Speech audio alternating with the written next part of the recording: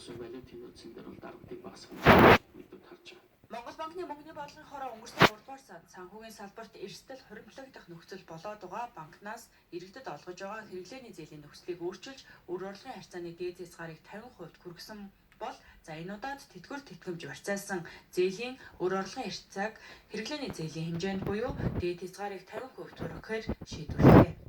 Тэгэхээр нийт одоо миний бодлогын хүрээнд хэрэглээний зээлийг хязгаарлах бодлого явуулсан. За тэр Дэлхийн банк босод одоо судалгаанаас гарсан дүгнэлт за дээр нь гэр бүл хөдөлмөр нийгмийн хамгааллын яамнаас Монгол банкнд бол албан тоо төрүүлээ. Энэ ингээд хяналтгүй өсөж байгаа энэ зээлэн дээр тодорхой хязгаарлалт одоо бодлогын шийдвэр хэрэгтэй байна.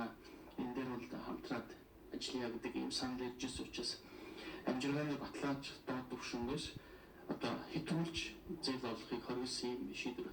Гэхдээ энэ бол нэлээд огцом шийдвэр, хатуу шийдвэр байсан гэдэг нь сая ингээм амьдрал дээр харагдав. За дээр нь одоо тэтгэвэр энэ зээл авч байгаа хөгжчүүдээс ч гэсэн Монгол банкын тодорхой хүсэлт өргөдлүүд ирсэн.